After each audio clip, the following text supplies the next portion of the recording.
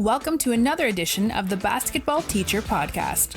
Our mission is to bring you discussions on a wide array of topics in the coaching world to grow players on and off the court. You can connect with us on YouTube, Facebook, and Twitter, and also reach us directly through email at basketballteacherpodcast@gmail.com. Now, here's your host, Coach Mike Hernandez.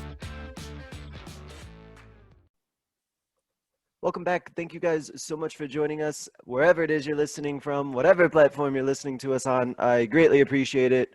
Always appreciate you guys spreading the word and sending the message out for others so that they can hear these great conversations that we're having. It's been awesome, and I look forward to continue to bring these podcasts to you. So today's topic is one that is very personal to me because every team that I have coached in my coaching career has fit this description.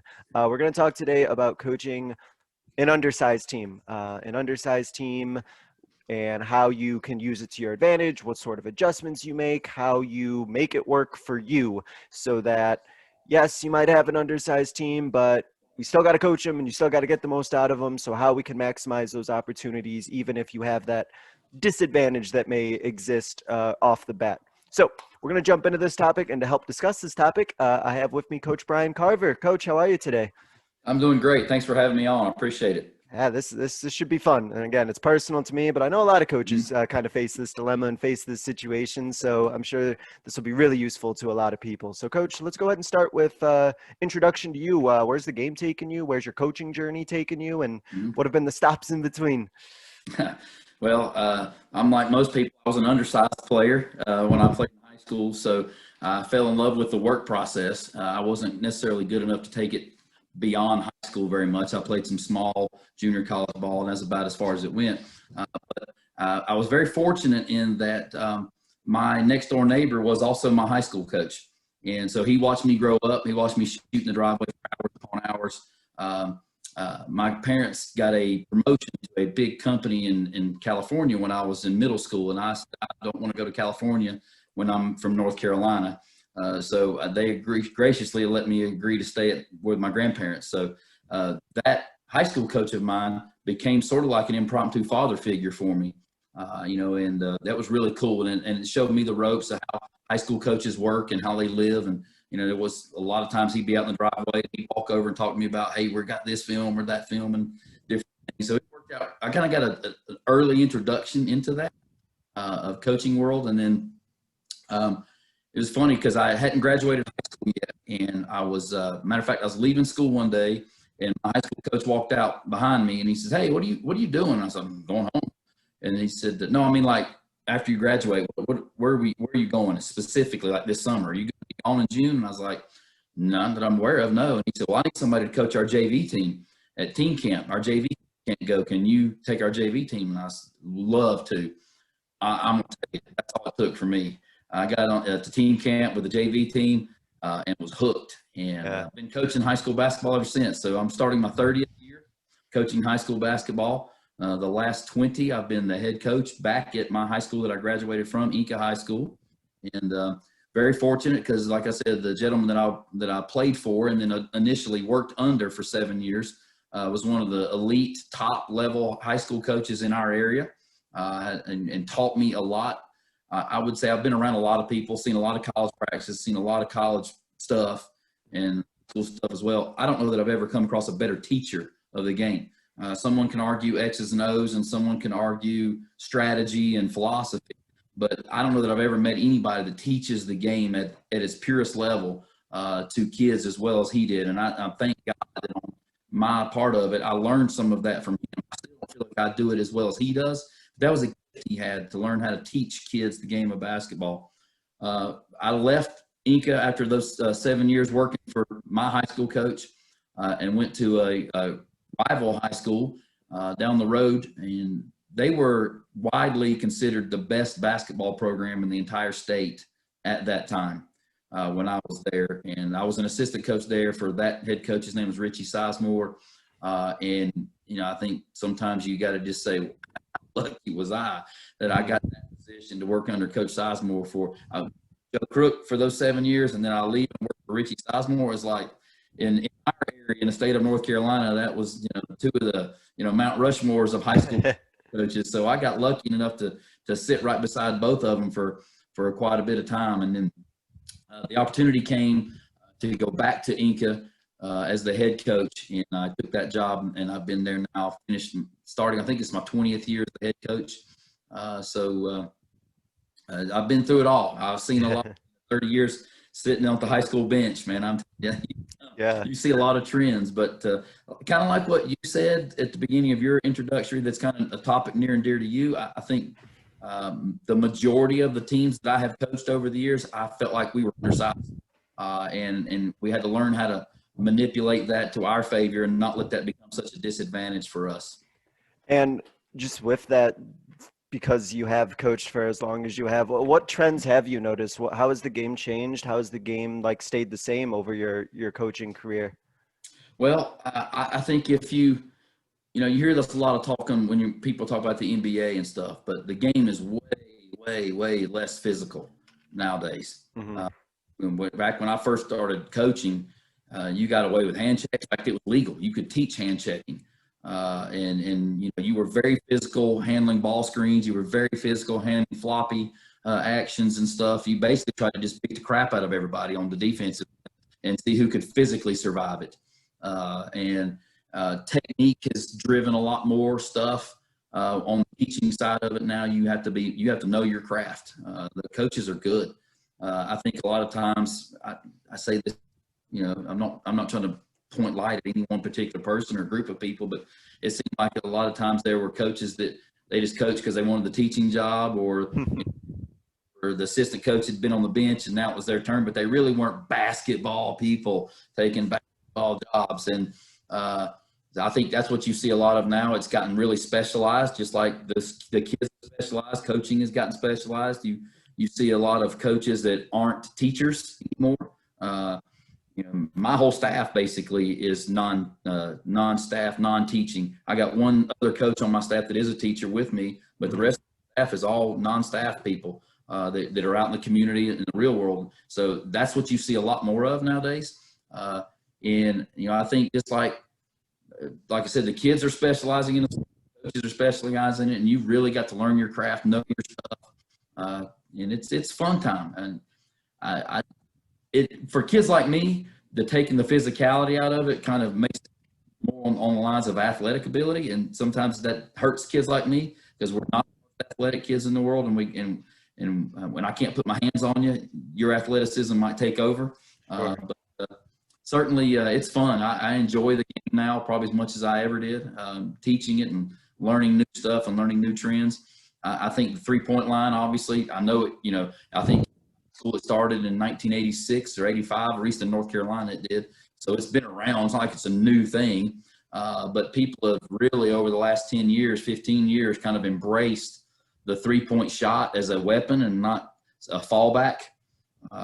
We've gotten away from – I don't know the last time. It's probably been 6 or 8 years in our area that you had that dominant big man that just ate space and couldn't do anything. That kid couldn't step out and play 10, 12 feet from the basket. It wasn't good enough. He was strictly a low drop step, shoot little hooks up and play. And if you get a kid like that, that kid can shoot threes just as good as any guard, really. That's definitely a change in the game.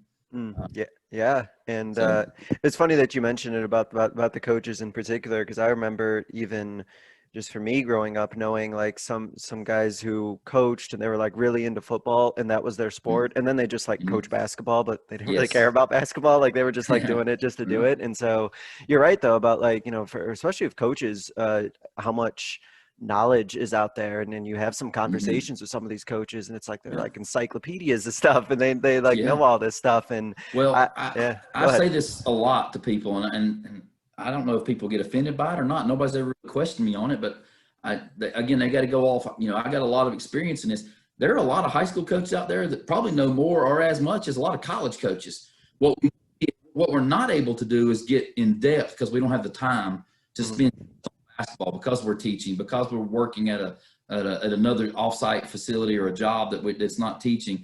We don't have. Our whole job is not 24 hours a day, 7 days a week basketball. So we don't get to go in depth with it. But college coaches have a system and a style they run, and they know that better than anybody. They run that. But high school coaches, I may run it this way this year, but that ain't going to work 2 years from now because my whole crew changes. Sure. And I don't have to really necessarily go out and recruit players to fit my system. I've got to learn a new system while maintaining my philosophy and my identity. I got to learn a new system that fits my kids a little better. So I think sometimes you can get some high school coaches that really, really, really know a lot of basketball. And that intrigues me too, because that keeps me on my toes. It keeps me working hard. Yeah. And I think that's one of the tricky things about coaching high school versus even at the collegiate level is at the high school level, like you mentioned, as a coach, you're going to know so much more than you're ever going to get the opportunity to teach. And that you have all this information, you have all of these things that you know, and you just wish that you could just, pour into your players, but you can't. You have to be really efficient with your time, and you have to be really resourceful of how you use those hours, because you're just not going to be able to get, like you said, get into depth with all the things you want. And so you have to think like what is most important, and you have to convey that in a way that 15, 16, 17, 18-year-olds can best understand too. And that's also really interesting. And that's another thing too. For the most part, you look around the college game, they for the most part, and I mean, there's some exceptions to the rule like Syracuse and places like that, but for the most part, they play man. So, you have a certain game plan, a certain way to attack that. Man, in high school, you can see 12 different defenses on 9 different possessions. And you've got to be on your toes about how to, and, I've got books and filing cabinets full of stuff that I would never do and never teach. I had an assistant coach one time ask me, why do you have all that stuff? Why do you study that and read that when you're never going to do that? That doesn't even fit your philosophy. And my whole thing to him was like, well, if somebody ever does that to me, I want to know what they're doing and why they're doing it in a way that then I can attack that. So I study stuff that I'm not a 2-3 zone guy. That's just not me. It's not really in me to do it, generic, 2-3 zone, but I study it sometimes just because I kind of want to see what's the philosophy behind it. What are they trying to force me to do? Offensive team coming against that, I know how to attack it. I think that's why sometimes high school coaches sometimes may be your better coaches. In that regard, I won't say that. I would give anything to have the time the college coaches have to dedicate to just basketball. Sure, but there is a lot, like you said, there is so much more that you're going to see possibly at a high school level in terms of like different defenses, different presses, different press breaks, and all these different things that you just couldn't do it at the collegiate level, because collegiate level players can just easily, get by that or just, deal with that. But at high school level, like a little bit more chess involved in that sense, for sure. Absolutely. Exactly. Also, before we get into this topic, I know that you are an athletic director, and so I find that personally interesting. I've talked to a couple, and so in your experience, just as a coach and as an athletic director, what have you learned as a coach just from being an athletic director and being involved in all these other sports that are out there? Oh man, I can tell you, it's almost like a litmus test every day when you go to work. You can see your philosophy put into place in real world, in real time, with the other coaches that you've hired and put in places to run their programs. Do they model the ideas and the kind of the philosophy that you have set up as a school, as an athletic program? Do they fall in line with that? So that part's been really good. You can see how others go through trials and they go through different parts of the ups and downs and the ebb and flow of high school sports and how they handle it. Sometimes I wonder, because I've not had many coaches ever ask me why, but I love to walk into our other coaches, our other teams' locker rooms. Love it. And I do it a lot. And they think I'm like, I got my eye on you. And that's really not what it's about. I love to go and see how the other coaches address their kids and what they're saying to their kids and how they're presenting their knowledge and their information and their philosophy to their teams. And a lot of times that's displayed in the locker room, where you don't have to ask anybody anything. You can just simply walk into a locker room and kind of see what does this coach believe? What is this program about? It really excites me. I've got some really phenomenal coaches on our staff. We've won as a school in the area. I know you're in Phoenix and you have no idea when I'm getting ready to tell you. I think as a school system, we won 6 or 7 state championships in the last 5 or 6 years in various sports. And for a school our size in our area where we're from, that's flat out amazing. Now, obviously, you've got to have talent to do it. There's no question about that. But on top of that, we've got some really amazing coaches that go to work every day. I learn a lot from them. And on the flip side of that, yes, we've got some state championship caliber programs, but we've got some programs that struggle. We're not the most athletic region, not the most athletic school in our league, in our district, in our area, but certainly that sometimes it shows itself in some certain sports. And coaches work just as hard as the ones that win state championships, and I get to see. I've been the athletic director for 19 years of the 20 that I've been back at as the head coach, and I don't know whether you call this a privilege or a cross I have to bear. I don't know, but I've been involved with a lot of hiring of new coaches, and I've been also involved in a lot of the dismissing of some older coaches or coaches that didn't fit the philosophy, so to speak. And so you kind of get an idea of good and bad. You see happening, and you go, I don't know if I would do that if I was that person. Well, let me follow up on that then. So because I think that's interesting then. So when you're in the process of hiring new coaches, when you see that new coach and you interact with them and you see the way that coach interacts with their program, what in your mind lets you know, okay, this coach has got it, or okay, this might be an issue? I think ultimately the first thing that pops out, that jumps off the page immediately, is their ability to communicate. If they're a good communicator and they have a presence about them, when they address their team, when they walk in the room changes. They have an aura about them. They like if me and their coach is walking into the room and the kids are in the mat room, the gym, the softball field, the baseball field, wherever they're at, and me and their coach walk in, does the attention immediately go, oh, coach is here, that kind of stuff. You kind of get an idea real quick, this person's got it or not. How the kids respond, how the kids react to them in non-coaching situations. Sometimes you can tell a lot about how well the program is ran if the kids respect the coach enough to treat them with respect and authority. And to me, this is huge for me, huge. I mean, it's like one of my big bugaboo, and that is image and portrayal and how you present yourself. You're representing our school, you're representing your program, you're representing yourself as a human being, and you're representing your style and who you are. So is that what you want people to see about you? If that is the case, depends on what that is, I guess, obviously. Sometimes I look at some of our coaches and I go, that person's got it. That person's got it all around. They're the total package. And then, unfortunately, I've been on the other end of it sometimes when you go, you're not really a good communicator and the kids don't really respect you and, that kind of stuff. You have to kind of make some tough decisions in this world with that. But I absorbed something from every one of them. I worked for, let me see, 5 different head coaches in my 30 years before I became one. Sure. And I learned something from all of them. They were all great in their own route and in their own world, but I learned something from all of them, and not all of it was good. There was some of it that I can, as a head coach, when I become one, I don't want to do it that way. I that's not me. I can't be that. I'm not going to be that. In fact, sometimes with our coaches as an athletic director, and I look at that and I go, that's your style, that's your philosophy, and I respect that. I would never do it that way. I can't do it that way. I wouldn't do it that way. And then the flip side of that too is I sit back sometimes and I see something that our coaches do, and I go, I'm stealing that because that's pretty so I think all of us in coaching world, we steal anything and everything we can get our hands on. So I'm no different. Yeah, absolutely. Said take everything. I think that's my philosophy as a teacher and as a coach.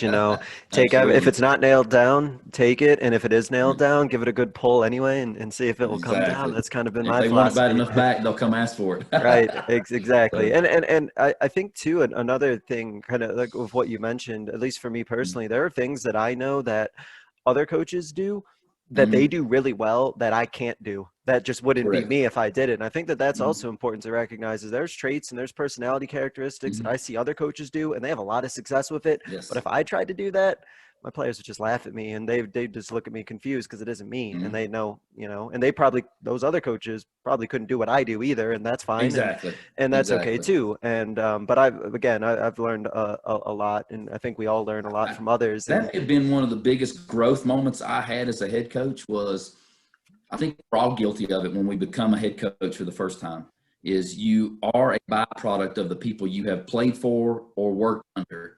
So then on some small level, it depends on you almost try to be them. And I could find myself a lot of times going, well, how would so-and-so have handled this? What would so-and-so, well, it doesn't matter what they do. They're not making the decision. I am. And I've got to be the one that kind of looks at the ramifications of what happens after it. So I got to be me. And when I finally came to that realization that I am a little bit of all of those people, but I am ultimately me. And I've got some, matter of fact, one's our head girls basketball coach. He played for me all 4 in high school, which around here is kind of unheard of. Was my starting point guard from his freshman year on. Then he worked for me for several years as my JV coach or my assistant at the varsity level. And now he's the head girls coach. He got that job 2 years ago. He's done a phenomenal job, tremendous job. Mm-hmm. He's got to be him. He can't be me. And I'm sure there are times when, he does things exactly the way I do them. And there's times when he does them, I wouldn't do them that way. And I watch him coach, and I'm like, love him. There's nobody that I would want rather coaching those girls than him, because I love him and I taught him. But at the same token, he doesn't do everything I would do. He's got to be his own person. And sometimes that's hard to do as a young coach, really. Yeah, and I think if you're a young coach and you teach the way you're taught, because as a younger coach, you're like, well, I turned out all right. I turned out well. So if I just teach them the way I was coached, they're going to turn out well too. But, and I mean, I know for me personally, I mean, I coach girls. So if I, tried to coach or, teach anyway the way I was taught things, it's just different. And that's fine. And that's okay too. And I think there's a lot of learning, like you said, a lot of learning that can come from other people. And let me throw that little tidbit out there. That's big in my world too, because yes, I was obviously coaching, playing on the boys side forever. And then I have 2 daughters, and most specifically, I guess my older daughter came through, and I began coaching her like travel ball AAU team early age when she was in 2nd and 3rd grade. Mm-hmm. And it was my first experience coaching girls. And all up until that point in time, boys basketball, where it's at. You're going to basketball coach, and you're thinking, well, I wouldn't coach girls basketball. That's not me. I'm just not a girl. I'm telling you, I love it. And basketball is basketball. I don't care if they're boy, girl, it don't matter.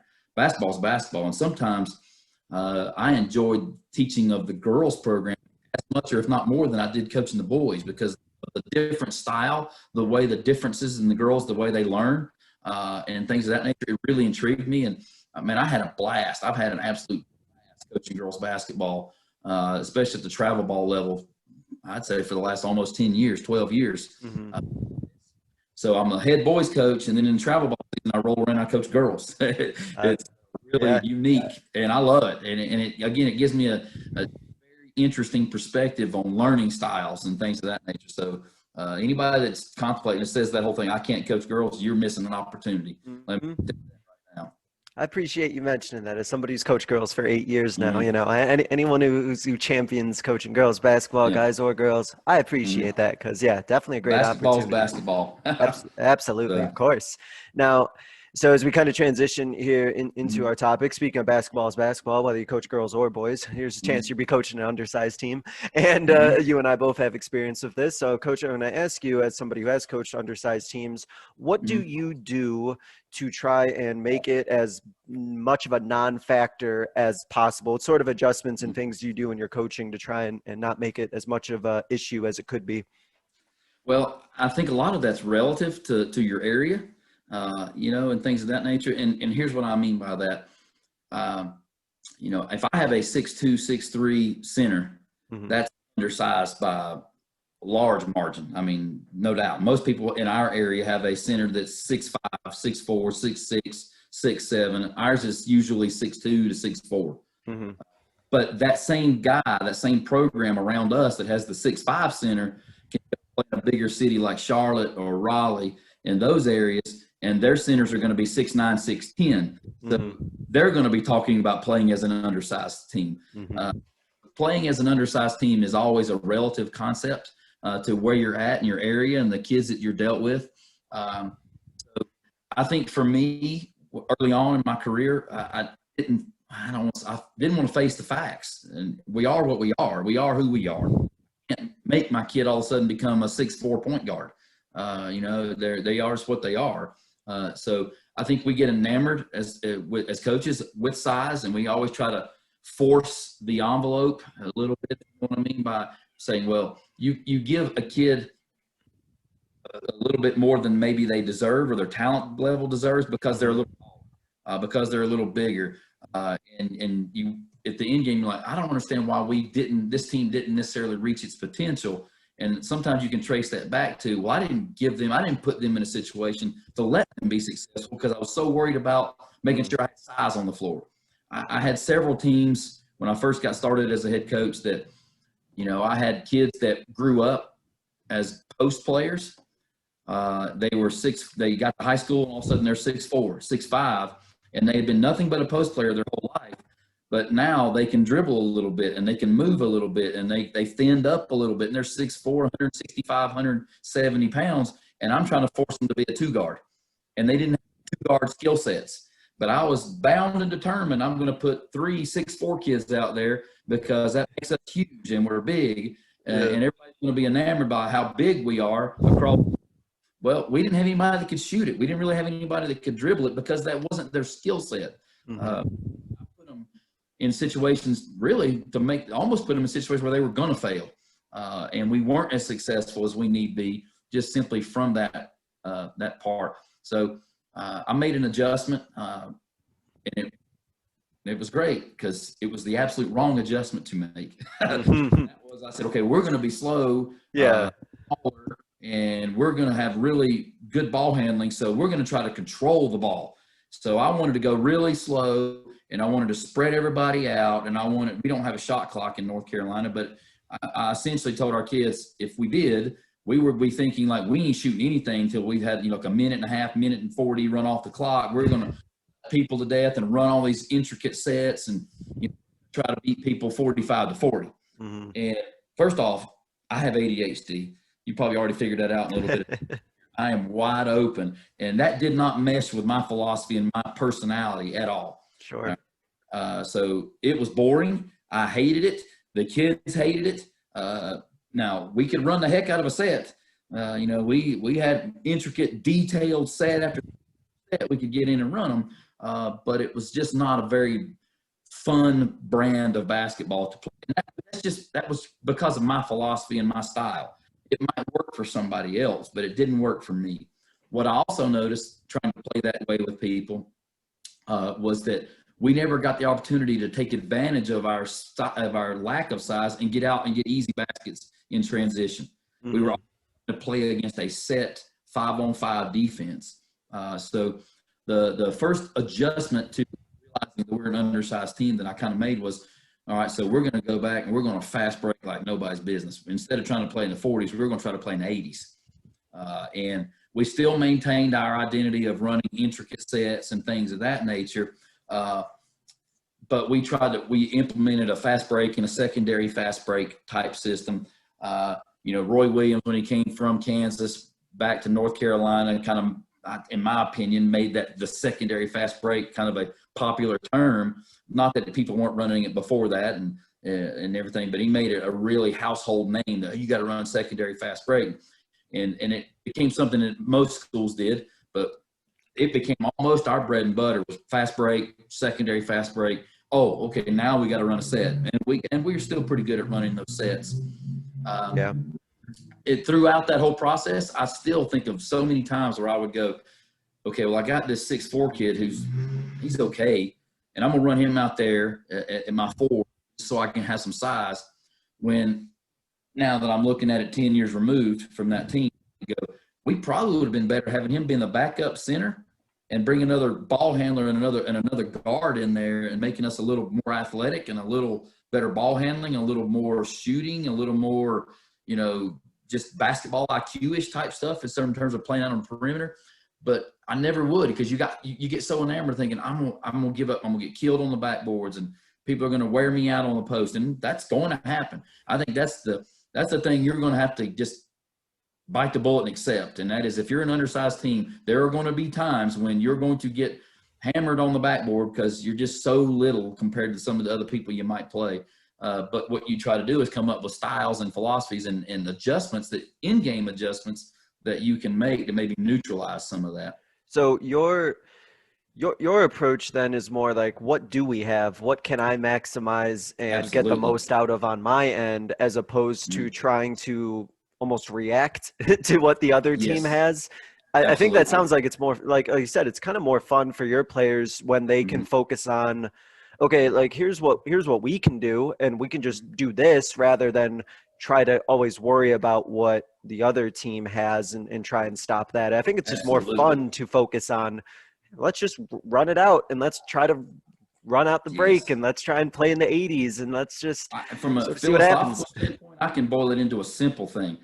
Most people, I think, early on in their careers, especially when they first get started, you almost build your team around a post player.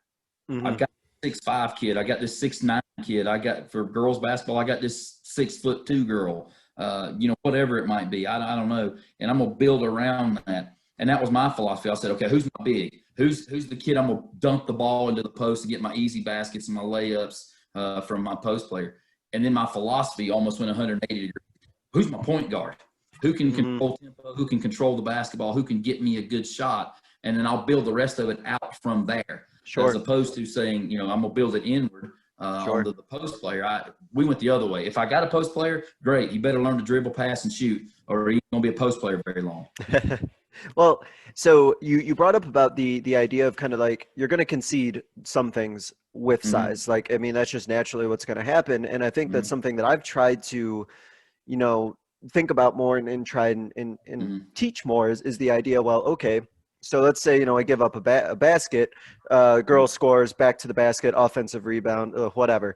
Well, Mm-hmm. once she scores, my philosophy is like, all right, well, it's a fast break now. Like, inbound it and let's go, because that tall girl is now the furthest point away from our basket because her back is to the other basket. And so Amen. I think that I think it's just kind of like your philosophy, like, okay, you gave up a basket. All right, no time to dwell on it. Time to go. Like, go, go, go, and, Yes. and just keep on moving. And And that's where you go try to ahead. level the playing field. That person may have a post that physically I can't match to, uh, either from a strength standpoint or from a height standpoint. But like you said, if you score, which I'm going to try to do my best to prevent you from doing and make it difficult on you, when you score, you're going to have to chase me up and down the floor all night long. And how long are you willing to do that as a bigger post player? And that's kind of something that we really try to preach to our guys is, run, run, run. Make that bigger kid chase you all night long. And hopefully somewhere in the middle of the third quarter, fourth quarter, his legs start wearing out. And then he's not as quite a physical dominant post player on the low block. And you can kind of neutralize a little bit of that. Yeah. Uh, Yeah, and even with that, we had some situations. I remember last year we had some girls that we would we'd just be running, running, running, and we'd have some of those bigger girls who, they might be, eating us up a little bit at the beginning, but mm-hmm, then, by the third quarter, even if we had a situation where we fouled them, those girls were mm-hmm. exhausted. Get them at the free throw line, Exhausted. especially some of those bigger Yep. ones, just it's a stereotype, but it's a stereotype for a reason. That, some of Exactly. them, you get them to the free throw line after they've been running ragged for three quarters, Yep. and you'll see some interesting free throws being shot. That's for Yeah, sure. absolutely. I wanted to Absolutely. ask, because you brought up earlier about the fact that, things aren't necessarily as physical as they once were, and so Mm-hmm. how has that kind of worked in terms of like being in an undersized team when a player from the opposing team like does post you up, or maybe does Mm-hmm. try and get a little bit more physical? Have you found Mm-hmm. that like the rules have kind of changed the way things are called down there, if like post Yeah, play in it's particular? you again. And I think more about when I really first got started 30 years ago when I was coaching JV basketball. We would definitely it was no problem at all for me to put a 5'10" ish, 5'11" ish football player on a 6'2", 6'3" post player from the other school, because I was just going to say, we're going to beat you to death physically.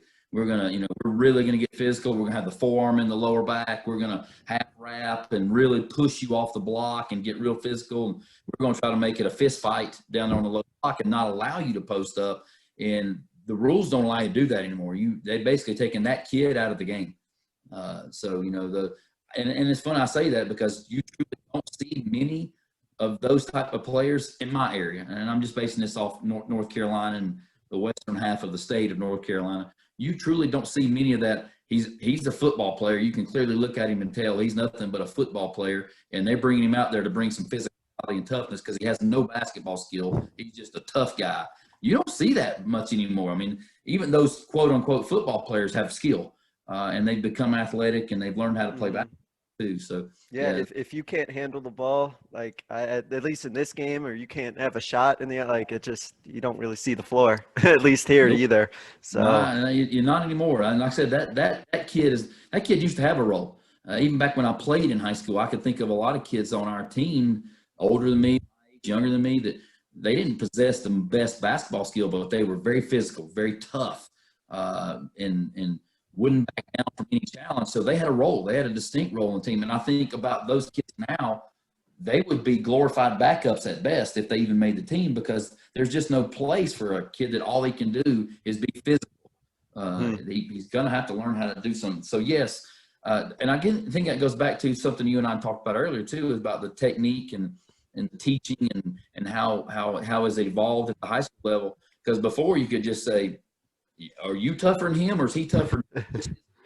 Who's going to win this arm wrestling match? Who's going to be more physical? Well, now you've actually got to teach that kid some skill. You've got to teach that kid how to use his mind and his head, how to get position ahead of time, and how to use his footwork properly, and how to gain positioning through just sheer will and technique versus just, I'm going to bulldoze you out of the freaking way and make you go where I want you to go, or do what I want you to do. And you've got to be schematic about it too. How are you going to double team the post? Where is it coming from? When's it coming? Are we going to front the post? Are we going to play dead behind? Are we going to half wrap? Are we going to front from the ball side? Are we going to, help from the ball side? Are we going to help from the weak side? Where's our rotations coming from? How are we going to rotate out of that? Those are conversations that you really, truly didn't have that much of back, 20 years ago. It was much. I'm going to take my most physical player, I'm going to put him on your most physical player, and it's going to be a daggone football game on the low block every night, and whoever wins is going to win that game. And you could speak to this too, because we kind of brought this up earlier too, just about the idea of like doubling the post, and now if like how many people are outside shooters now, the thought of doubling the post and leaving somebody out on the wing, I don't know about for you, but that can get a little scary too if you're going to be giving that up. It absolutely can. Going back to, like I said, 20 years ago, if you got a kid you're playing that physical style, that old school, I'm going to get after you, and the post player was still dominant, well, you would just immediately go double team from whoever threw the ball into the post. There was no schematic difference why I would rotate off this guy and not that guy. Because, again, the three-point shot wasn't necessarily thought of as a weapon. It was thought of as a fallback plan. And coaches were almost reluctant to shoot it. They wanted to throw in the post so much. Well, now you've had to get creative because, hell, they've got 3 or 4 shooters out there, and they can all shoot it. And you've got to be creative about how you rotate, because if you leave the wrong one open, it's going to cost you more than that 2 points the post would have given you. It's going to cost you. That's the style we've taken on the offensive end. We're really going to try to spread you out, and I'm going to try to put 3 or 4 shooters out there on the floor, and I'm going to make you figure out which one of us you're going to let shoot, because through our actions and our movement, we're going to be open enough to where somebody's going to get a shot. So the teaching's had to evolve. The strategic knowledge of how to rotate people's had to evolve, and it's been great. Well, I'm curious about how things are in your area, because I know one of the philosophies that is kind of talked about here, at least out here in Phoenix, with some of the coaches I talk to, is if they get in that situation where they're undersized and, there's a player who's, playing back to the basket. I know that there's coaches whose philosophy is, I would rather risk seeing if that back to the basket player even has any post move to go to rather than an open 3-point shot. I don't know how it's like in North Carolina, but I know some coaches are like, okay, if you want to, let me see if you can even do an up and under. You have any move that you can go to down there? Well, I can honestly say, and if any of the coaches in my area kind of get a copy of this podcast, that is our first go-to, is I'm not doubling you. I am not going to do anything special. I don't care how good your name is or your reputation is. I'm going to see just how good you are in the post first. I'm going to force you to have to force me to make adjustments before I automatically make them just because you're a post player. And yes, because strategically, most everybody else has kids that can shoot it too. So if I go all of a sudden immediately kicking the game off with rotations and double teams and traps on the post, I'm inevitably inviting something they want me to do anyway, which is leave their best shooter open. I think our knee-jerk reaction is we press and we trap, and we try to put that post player in this position where they've got to make a decision with the ball, hopefully 30, 40 feet from the basket. And then once they get it to that point, how good are your post moves? Because just to be honest with you, kids don't work on post moves anymore. They work on, can I dribble drive and one move you, and can I break your ankles with a crossover move, and all this other kind of stuff. They don't work on drop steps and, jump hooks and up and unders with both hands and things of that nature, reverse pivots and taking you like one little dribble, scoop shots, and the things that post players of the 80s and 90s did. That's what they made their living off of. So, Sure. I've got some post players. I don't, like I said, we don't really feature them, but I know I have to spend a bit of skill possession time every year going, okay, so I got to teach you what a jump hook is. I got to teach you how to drop, because you guys all want to do is face the basket and shoot. That's what most post players do nowadays. And I think that this is not something that either you or I deal with, because we don't have a shot clock here either, but I do know that there's some states that do. And I think that kind of combines what we just sort of talked about, though. Like if you're a team that, or if you're at a state that does have a shot clock, and let's say you do the press, and maybe all the press does is just take off time, and then by the time that it gets into the low post, well, if that player only has like a few seconds, they're going to have to do something, and that's just going to eat up time on that shot clock for them to, I mean, you know how long it is, you get down to the low block, how long does it take sometimes for a player if they want to set up something or do, I mean, if you have a shot clock, just eating up time with that. And so I think that's also something to consider too, is that is not a quick process to set that up, especially if you can do a press just to slow a team down as well. I know I don't have a shot clock and you don't either, but I imagine that it would take a while still to set something up like that, especially to finish with a post move. I'm one guy in a country of 300 million or whatever we got. But I don't understand some people's philosophy on not thinking a shot clock would benefit the game. And I know some coaches in my own area, in my own state, would like burn me in effigy for making that statement. But and it's not about necessarily what you would just talk about. To me, it's more about how it would change the end of the game. Strategically, that more basketball strategy would come into play. About, I don't have to foul down 3 with a minute on the clock. If we've got a 30-second shot clock per se, and to me it would make the game more fun and more strategic, and you would learn who understands the game a little better. So right.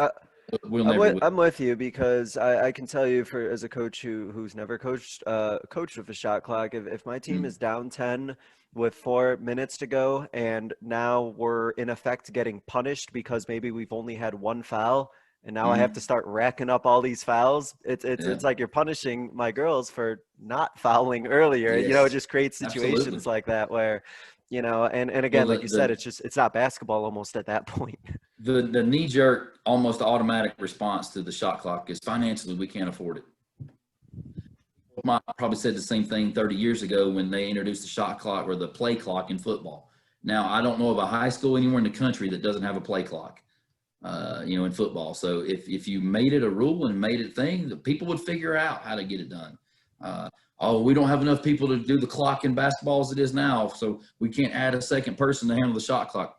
They said the same thing 30 years ago in football, and they seem to be doing just fine with the play clock. So I don't know why we can't get to that point in basketball. I wish we would. But that's my soapbox, as you said. I'm with you. I mean, what you just said right now, I mean, that sort of like burns in my head, because one of my philosophies is, don't ever let logistics get in the way from what's the right thing to do. Like, logistics aren't an excuse for what's right. If it matters enough to you, you'll figure out a way to get it done. And absolutely. Oh no, I'm with you. And I'll be honest with you, people pitch a fit about it, but I'll bet you if someone had the time and the wherewithal and the logistic ability to pull this off, if you did a case study, just took a state that does not, like, did a case study of the entire state, I'll bet you would find that most schools, if you said, okay, in high school, we use a 35-second shot clock, I'll bet you most schools shoot the ball way before 35 seconds ever gets there. They don't think they do, but they they'd be shocked at when they got out there, actually how long 35 seconds can be. So, I don't, that takes away from the way we play and we can't run all of our sets. Yeah, you can. I bet you wouldn't realize how long 35 seconds might be. Yeah. So no, I think that's a good point. I think that would be a good experiment for maybe a group of coaches just to just chart it themselves. Have somebody who just pretends like there is a shot clock and see correct how long it takes for shots to go up. And I mean, 35 seconds. I mean, yeah, that seems like an eternity. Like, to me, it does. If we're not I'm hoping I've got 4 possessions in 35 seconds. Well, yeah. If you're getting in the 80s, I mean, that for sure. If you're going up there in the 80s, so we've kind of touched on this, but I want to kind of bring it back to this question about these coaches who come in, especially newer coaches or maybe coaches who are taking a position. They're like, oh man, everyone I have is they're tiny, and they're like what am I going to do here? So what advice would you give to coaches who just are like, oh, we're the smallest team in the region, coach, I don't know what we're going to do with these guys or girls? Yeah. Well, to me, I think that's a mirror question. I look myself in the mirror all the time, almost that same exact question. And I think it's to this. You've got to take a look at your personnel over the long haul. You can't base it off what this one team, 1 year would be able to do and completely change everything you do. One team. You make adjustments in what you do for that one team. You kind of take a look at your program as a whole and your what type of kids am I bringing in? What type of kids are here year in and year out? For us, I'm always going to have marginal athletic kids. And I know that if they're going to hear this, they're going to but I tell them all the time, so they can't get upset with me. You ain't the greatest athlete in the world. Get over it. All right. Typically on my team, I don't have but a handful of kids that can dunk. We're just undersized and not that athletic. But what I typically do have is a lot of kids that can shoot, a lot of kids that can dribble, a lot of kids that usually pass pretty good, and their decision-making is decent. I think that's something that we've got to improve on personally for us. But, we usually have kids that can make good decisions. So why would I not put more of those kids in scenarios to play? Absolutely. And then, 2, to be successful, get more kids out on the floor that do what we do best, and quit trying to worry about, oh, my gosh, we'll never have the size to compete with School A or School B down the road. I wouldn't worry about that. I would say, well, I think I went to a college coach 2 years ago, and I said, oh, help me. I got 4 freshmen that I want to move up, and none of them are really ready from a defensive standpoint, from a physical, and they're tiny. I mean, they're like, but they can all shoot the heck out of it. I mean, they can absolutely fill it up. What would you do if you were me talking to this college coach and you said, well, they've got to guard them too. And if they can shoot it, I like my chances. So I'd bring all 4 of them up and I'd let them shoot it. So I was like, that sold it for me. And that's kind of the thing of put your kids in the best possible scenario to be successful. Give them the tools to be successful, and then allow them to be successful. In other words, you go to one game and you get hammered on the low block and you get killed on the board. Don't go, I told you we can't play this way and change everything. Play to your strengths. I think there's a question you sent me pretty ahead of time that was something that you want to ask me, and hopefully get to it. But I had to come full circle in my full circle of this philosophy and really kind of take a look at, okay, here's where we're at as a program right now. And we've been playing kind of this undersized role for a while now, and we're still not as effective as we need be. Why? Why are we not as effective as we should be? Why are we not winning the games that we feel like we should win? And then I had to look at, there's what I've got coming, which is those 4 freshmen. And I had to take our whole style and really pour gasoline on it and say, okay, I'm not changing everything we do, but at the same time, I've got to make some major adjustments to this, what we're doing, because I'm still not putting my kids in the best possible chance to be successful. And it took some guts. It took a lot of guts, and right. I struggled with it for probably 2 or 3 years, knowing that's what we need to do, but having enough guts to do it. And with that, I'm curious about in your experience, like players, they know, like they know internally if they're smaller than the team that they're playing with, but like if you as a coach, if you don't emphasize it, like the size discrepancy, are your players even like too worried about it? Or is it one of those situations where, like, if you're a coach who like hammers this to your team, how small they are, that all of a sudden they're going to become really self-conscious and be like, oh, we are Correct. really undersized? I'm just curious how that sort of mental I dynamic think you works. certainly address it. I don't think it's something you run from. Sure. And I think you say, but I think you have to spin it in a way with high school kids to where they think it's an advantage. They think that, ha ha ha, we got a secret that you don't know about. You know, we're small, but we're like the Tasmanian devil. You know, that type of stuff. So, you know, I think, yes, if you go in going, oh my God, I don't know how we're going to compete with those bigger teams. Yes, eventually those kids are going to go into every game going, we can't win. So, you know, definitely you got to spin it. You're as a high school coach, middle school coach, you're the ultimate spin doctor. You know, you're always thinking, you know, how can I make this seem like it's a pot of gold? You know, so that's big to me. Psycho, ego, I don't know what you want to call it, psyche of a high school kid is so fragile anyway. You know, so you got to really kind of spin things to, and I think that's one thing that I pride ourselves on is even the years when we're god awful and terrible, our kids are still fighting at the end because I've convinced them they're pretty good. Even though they've only won 5 or 6 games. Hey, look, hey, we're a heartbeat away from going on a run and winning 7 or 8 in a row because we're right there. We just got to keep battling. And you're spinning it to keep your kids in it, to keep them competitive, to give them a fighting chance where they don't back down from people. So, yeah, and that's who our school is. Sure. Our school is just that. We're competitive and we're going to fight and we're not going to back down from anybody.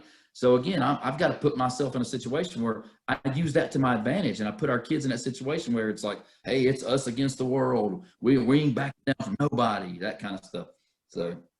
And yeah, that just sort of goes with the mindset, even when, like, to that point where, like, to them being undersized is like right where they want to be almost. Like that's exactly where they want to be. They don't even want to have that advantage. It's almost like they kind of want to be like literally looked down on, or like not maybe taken as like seriously as they Right. should be. And it's like, okay, now, well, we're going to surprise you now. So you probably should have taken us more seriously. So that can Exactly. that can also be a big help. And that's, I know, something that you use to your advantage. And just as a couple other things I know we talked about, and you can feel free to add on them. It sounds like I feel like ball handling and just getting out and running out are those like the things that you're really trying to emphasize and use to your advantage on the court?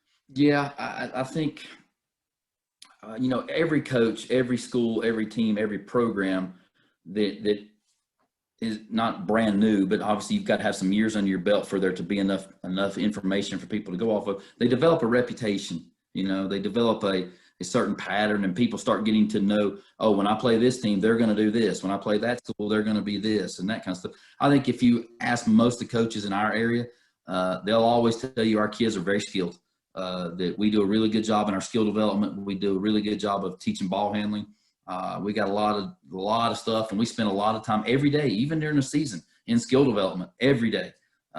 We don't back down from that. And, you know, I told you I coached AAU girls basketball for a while, and a long time, still do really. And I've had many a practice with the AAU girls basketball teams where we didn't work any X and O's. The whole practice, 2 hours, hour and a half, whatever, was all dedicated to skill development.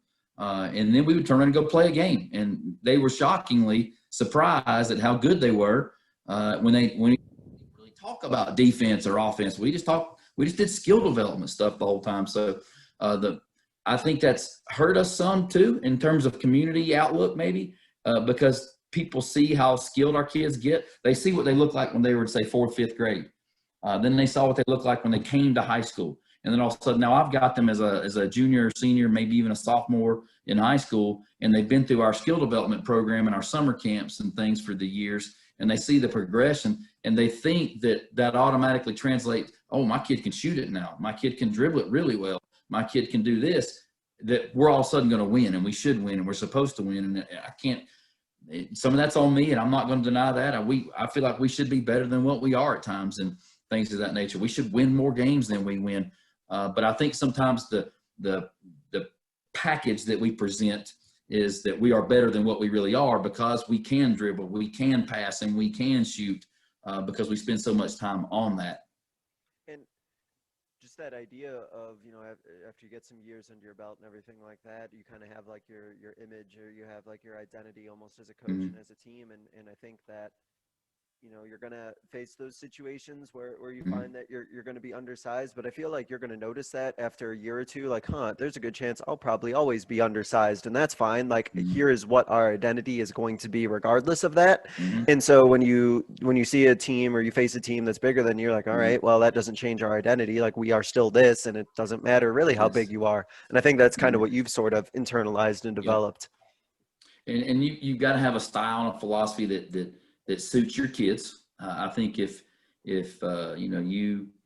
a pound it in the post guy, and by gosh, you ain't gonna back down, and you don't have a pound it in the post kid, well, there's an issue there all to begin with. And I've been where we didn't have good shooters, and I've been through years where we didn't have the best ball handlers, but it was still more advantageous for us to put more of those kids on the floor, because that's what I have more of.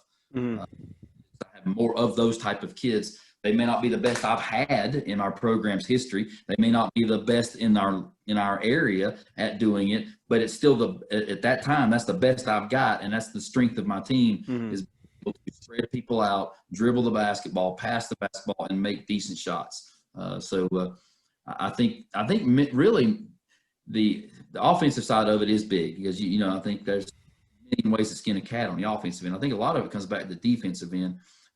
How are you going to compensate for the potential lack of size? Well, if you allow bigger teams, more physical teams, taller teams to walk the ball up the floor, or essentially get the ball up the floor, run their stuff, get the ball where they want to run it to, get it to who they want to get it to, at the position they want to get it in, you're going to lose. So I think, because you're at a physical disadvantage to begin with. You have to take that as an undersized team. You almost have to say, and trust me, if you saw my team, you'd go, you're pressing people with those kids? That we're not the greatest athletes in the world. We're not. Most of my kids are 5'9" to 6'2". And like I said, we're just not great athletes. We're pretty good athletes, but we're not great athletes. But we press people, and we rotate and trap a lot, and we're very aggressive in our defensive philosophies. And that doesn't necessarily mean man-to-man. It doesn't necessarily mean that. So if you're a zone guy, you can be very aggressive and it doesn't necessarily mean that we're always in zone. I have had a problem with having to play younger kids sometimes before they're ready. And so sometimes we almost inevitably fall back on some zone principles when I don't necessarily want to, because we're just so young and inexperienced. It's all about getting the most out of your kids, maximizing the talent they have, and then putting the other school at a situation where you don't allow them to capitalize on their advantage. That's what you have to do defensively. We've historically, the last few years, we've been kind of we mix up the fronts, but it's either a 1-2-2 or a 2-2-1 press, trying to slow people down, trying to funnel you into areas, trying to get you out of your stuff, out of your rhythm. And then we'll fall back into sometimes what I teach and what I hope is a very aggressive little 1-2-2 matchup zone that we can occasionally trap out of. I'm a man-to-man guy. Taught it forever, coached in it forever. My initial reputation as a coach that landed me 2 jobs was essentially the fact that I was a man-to-man teacher, and that I knew it as good as anybody in our area, but I had to improvise, adapt, and overcome. Yeah, sure. We became a zone team for a lot of years, but now I'm even evolving that even more, and we look more like I always want us to be now. We're very aggressive on the defensive end, and our whole philosophy is I don't want that other team to be able to run their stuff. How do you accomplish that? That's up to you as a coach to decide that. But I'm not going to let you, as the opposing team, run your stuff, because that's what you work 80% of your practice on, is running your sets, your offense. And I'm not going to let you do it. I'm going to try to do everything I can to take you away from that, make you go to backyard basketball, figure out a way to score in other ways that maybe you're not used to. And you can press, you can trap, you can fly around, you can play a 2-3 zone, you can do it, whatever your style, your philosophy is, but you got to take teams away from what they want to do.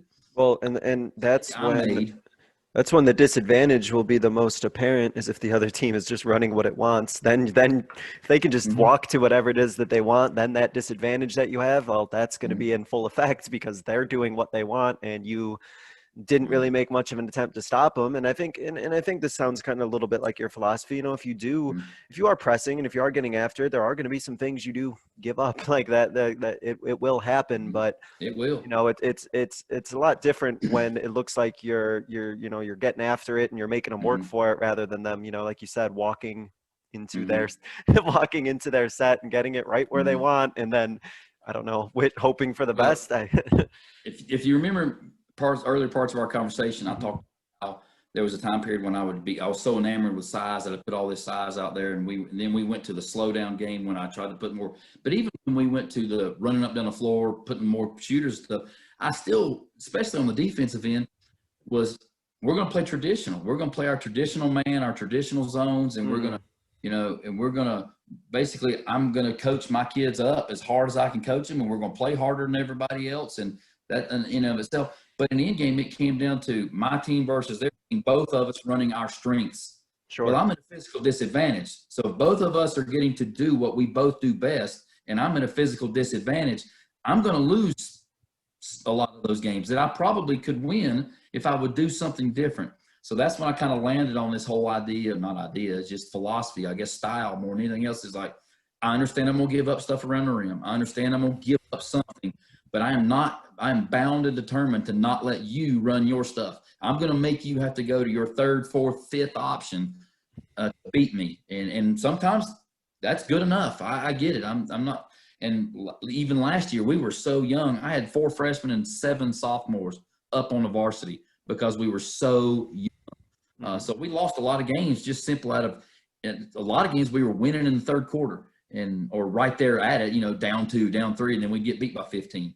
And a lot of that's inexperience, but that wasn't. I think sometimes maybe our community would think, well, if they weren't running up down the floor and trapping and pressing and all that stuff, they wouldn't have. No, we wouldn't have been in the game in the third. We would have lost by 40 if we didn't do that. Exactly. Yeah. So. Right. And that kind of ties back in though to the idea, especially if you're a newer, younger coach, like you have to know who you are and you have to trust Mhm, your own knowledge of basketball, and you have to mhm, understand that when you look at that scoreboard and yeah, we lost by mhm. 15, but I'll tell you what, if we didn't do what we did, whew, you know, we would have lost by 40, and it would have Exactly. gotten ugly really quickly and we wouldn't have even been in Yep. it. And I think that it's hard for other people, and I totally get it Mhm. because parents, you know, they have their child and they're going to high school for 4 years and like it's the most important thing and they want them to be successful and everything, but you I know think what if that you looks like. I think if you go with the mentality of I'm gonna put whatever I have the most of, whatever I have the best weapons of, I'm put the most of them on the floor, and then I'm gonna do everything I can to not let the other team gain an advantage by running the stuff they know the best.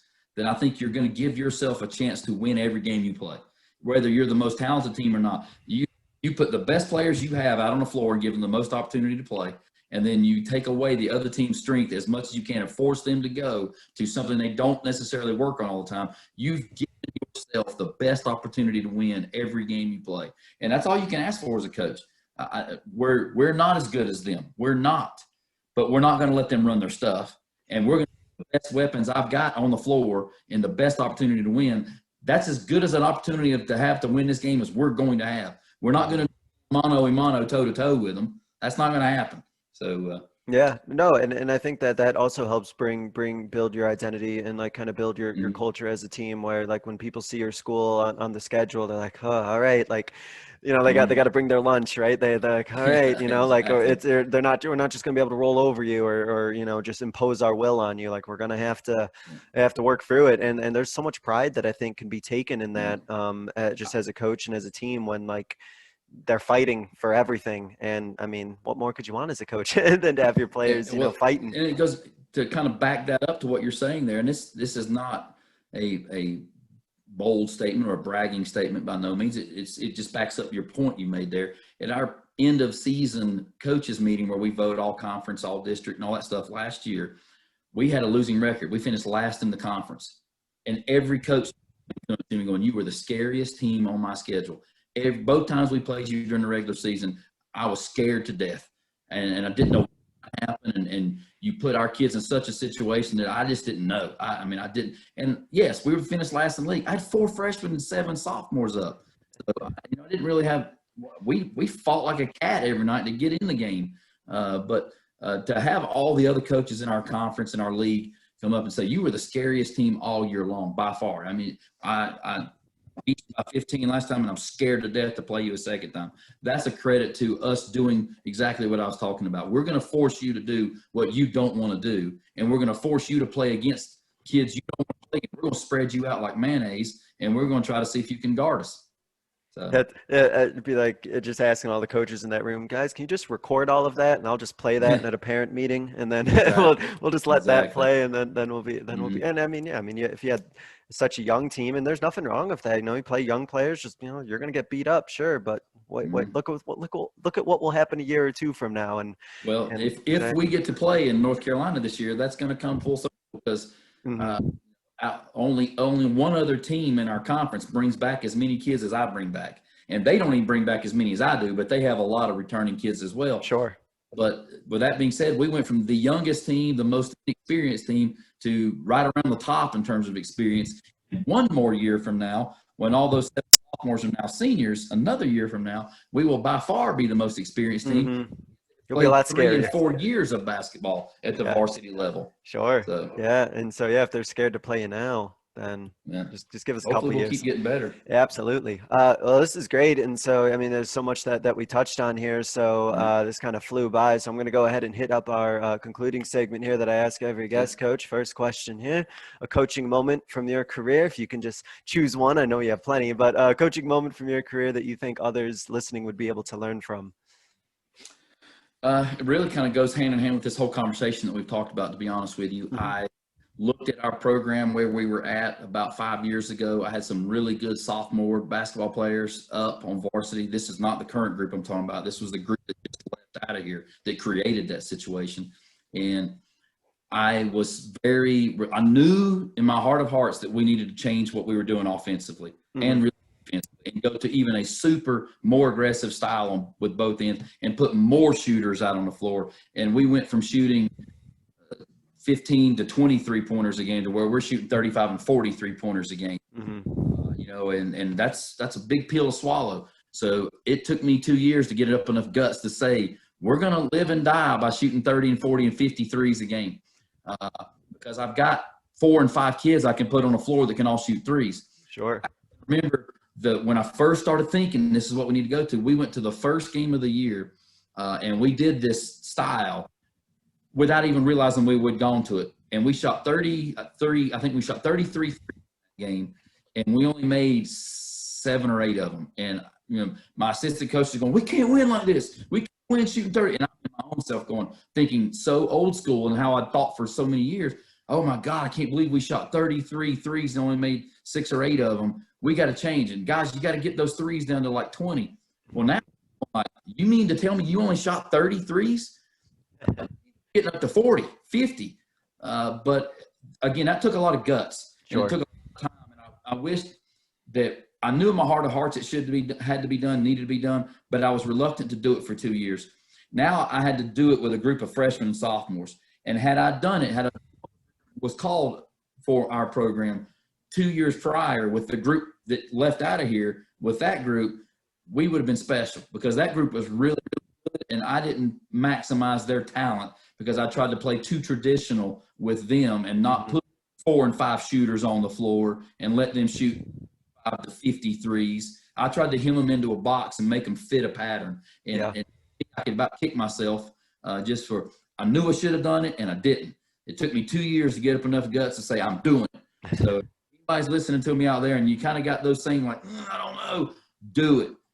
You can always punt and go backwards, but the fear of regret or the pain of will kill you in the end game when you know you should have done it 2 years earlier. Yeah, it's always the balance between your personal like coaching philosophy and what you think is right versus what you have out there on the floor. And like, that's the reality of like what you have. And, I may come across a situation one of these years where all of a sudden I get like a traditional back to the basket player and I've like never really coached one, but if I have one, then it's like, okay, well, something will change because of this. And right. Like you have to coach the players who you have and what their strengths are and maximize those, even if it isn't what you're used to doing, or even if it's like not necessarily like what you normally do, but like you only get those players for a few years. And you, like you said, you don't want to be in a situation where it's their senior night and you're like, man, if I had just done something different a few years ago, we could have really done something else. So yeah. Well, if you see that kid coming, that big low block back to the basket player early enough in their career, you start talking to them. Say, look, that's not how the game's played anymore. It's not how we. So you better learn how to step.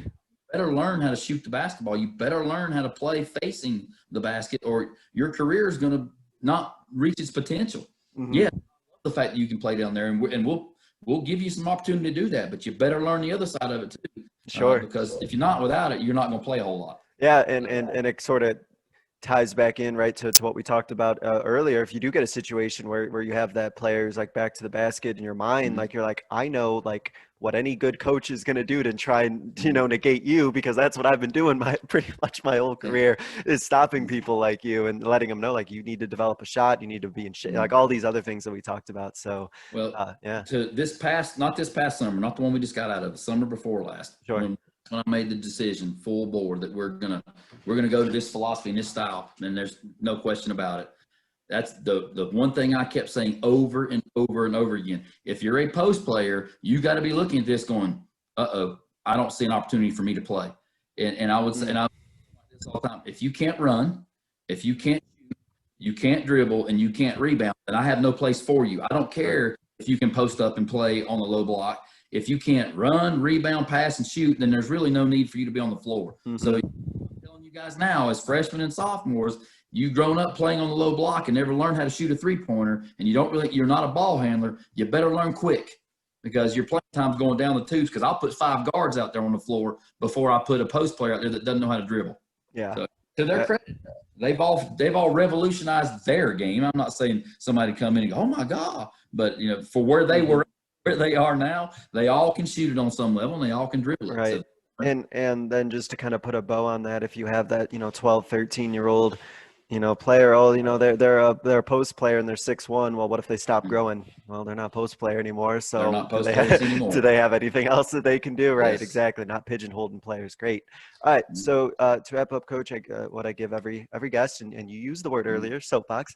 I give them a 60-second soapbox. Feel free to go longer. It's your floor to get out like your final idea, your closing message, just a closing thought you want to leave our listeners with. So I'm going to go ahead and open the floor to you, Coach, and take it away. Well, first off, thank you for having me on here. I really appreciate it. It's been fun. I love talking basketball. I could talk till this time tomorrow if you wanted me to. But I thank you for doing this. This is awesome. This would be my 60-second soapbox. Is so many people nowadays, they get in their own little world. They don't want to learn. They don't want to, I know what I know, and I'm not going to do anything else. And they don't want to go outside of the box, outside of the norm in the realm. And they don't want to give back to other coaches. And, I'm not going to say publicly what I do because I don't want somebody to steal it. Help grow the game. Help other coaches out. And this right here is phenomenal. I applaud you for doing it and putting the time and the effort into doing stuff like this. I'm a little jealous too, because I don't know how to work a computer like you're doing to get it on there. But you know, coaches out there, you know, literally, it doesn't matter how old you are, how long you've been doing it, learn, read, study, call, talk to people, get into communities, into coaching groups that you can be vulnerable and have honest conversations with other coaches and give back. You know, I think that's probably one of the biggest things that this sport of basketball has given me more than I will ever give it. But on some small level, I feel like my ability to repay the game for what it's given me is to pay it forward and to help other coaches learn and to help other coaches do stuff. And I'm not saying I know everything. I don't. But a lot of people can learn from my mistakes, you know, thing. So, you know, I try to help as many coaches as I can. I put on free clinics in our area all the time, and I invite all of my competitors, and I put them all in text groups and email groups, and I talk to them all the time, and I email them all the time, and I text them all the time. And it might be a guy who kicks my teeth in, and I'm saying, I'll text him, hey, good luck tonight in your game against so-and-so. Let me know if I can help you. And just trying to grow the game and to make the game better for our kids and for my love of the game. So please, you know, study. I feel in my own world, my own personal world, I've reshaped who I am as a coach dramatically in the last 5 years. And that would be year 20, 30 of my coaching career. I feel like I'm a much better coach as I sit here and talk to you right now than I was even 5 years ago. And it's because I spent so much time studying and watching podcasts and listening to this interview and reading this article and talking to coaches. So, dive into it, man. Get into it and learn and talk to people. And don't be afraid to have conversations with people about what they do and how they do it. So Sure. There's my 60-second soapbox. Again, I appreciate you letting me come on. Thank you so much. It's been a very, very much a pleasure. Thank you. Thanks a lot. And I really like that message. I think that we, one, need to be lifelong learners. And two, I think that if we got into this for the right reason, it's to help make better people and grow better people, kids. And so, another coach that I play is not my enemy. The players that coach has are not my enemies. Like, I just want, grow the game and share the success and grow the game as best we can. I love that. So, Coach, I want to thank you for doing that kind of stuff has really kind of made it weird at times, because some of the coaches that I have to compete with on a night in and night out basis are some of my best friends. We go and we hang out and we go to clinics together and we talk to each other and text each other about our families and stuff. And then I got to turn around and beat them on a Friday night in a ball game. Sure. I'd rather it be that way than me hating everybody because they go to another school or whatever. I mean, we're all basketball coaches. We're all basketball family, in my opinion. Sure. I encourage everybody to learn as much as they can, talk to as many people as they can, and get involved. Love it. Great final thought, Coach Carver. Thanks for spending some time talking hoops and all of that. Good luck going forward, and I hope you have some games to play this season.